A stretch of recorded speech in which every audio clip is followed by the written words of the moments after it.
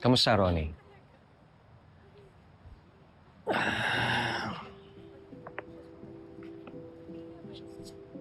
Wow. Care package, may paayuda.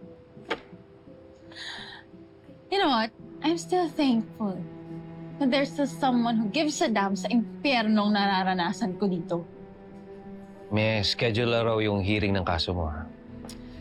Kung gusto mong maging maayos yung trial mo, tigilan mo na yung pagdi-deny. Tapusin mo na to. At bakit naman ako amin sa hindi ko ginawa? At bakit mo ba pinipilit? Di ba ikaw yung nagsabi kay Carol na baka ako? Why? Why would you do that? Like I told you, nakita ko nga sa social media post mo. Nandun ka.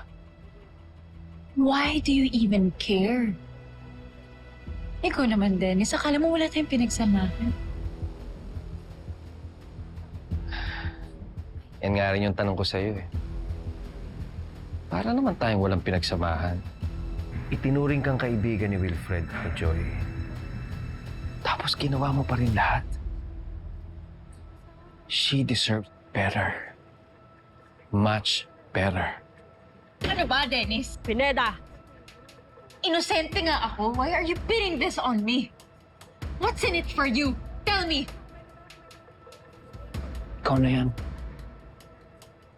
Wala nang iba pa. Kahit anong deny mo, kahit anong palusot mo, basta, ikaw ang pumatay kay Joy. Liar!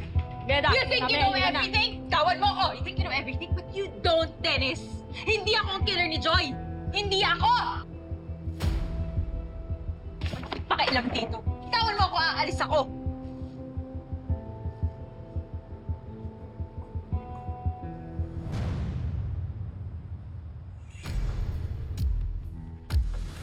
Nag-text na naman ang babae yan. She's asking Wilfred kung nasan siya, if the coast is clear, if she can call.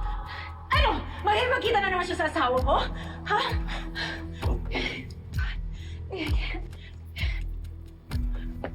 Ano sabi ni Wilfred? Nag-usap na ba kayo about it? Of course, nag-usap kami about it. And as usual, dinideny niya. He's saying that it's just some random girl obsessing over him. As if I believe that. Naniwala ka naman. Paano, Dennis? He's been so distant lately. Palagi siyang wala. Kung hindi siya busy sa trabaho, busy siya sa pag-golf.